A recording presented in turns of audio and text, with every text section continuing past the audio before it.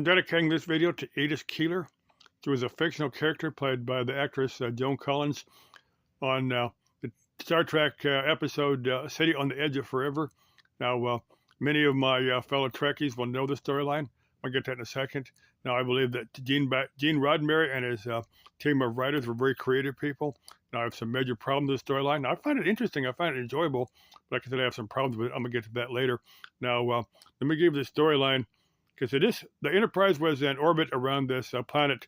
Now, on the surface was this time portal. Is the Guardian, neither machine nor being, according to the Guardian's own description.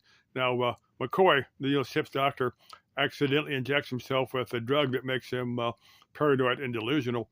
Now, he beams himself on the surface of this planet, accidentally goes through the time portal, the Guardian, back to 20th century Earth, like late 1930s New York City. Now, Edith Keeler, in one timeline, Edith Keeler engages President Roosevelt in peace talks, delays the United States into entry into the Second World War, allows Nazi Germany to develop the atom bomb, and they end up winning World War II. Now, in this timeline, the Enterprise is still in orbit around this planet, but they're in kind of a limbo. They had no past, no future. They're just kind of there, which is kind of a weird thought. But anyway, Kirk and Spock, also go through the Guardian, the time portal, and McCoy, holds back. Dr. McCoy, allows Edith Keeler to be killed in the traffic accident. So there's no peace conference, and history.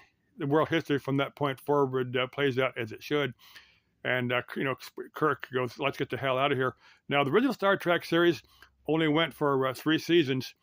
And I think me and many of my fellow Trekkies believe that if Star Trek had gone on to a 4th season, Kirk and Spock would have gone through the time portal, brought Edith Keeler back to the 23rd century, and she could have been more interesting, playing out a completely different role in the 23rd century than she did in the 20th century. I think many people, I guess it's fictional. I have some problem with that. Now, the problem I have, with the basic storyline is that, Nazi Germany, Werner Heisenberg and his group of physicists weren't that far along. If that had maybe another 10, 15, 20 years, yeah, they probably could have, built the atom bomb, but it would take them a lot longer. And I don't think Edith Keeler could have delayed the peace talks that long.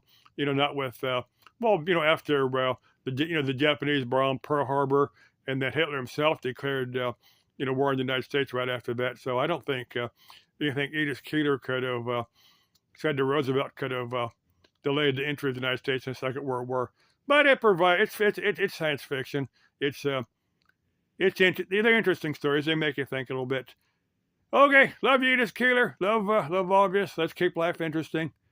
Let's keep life exciting. Bye-bye.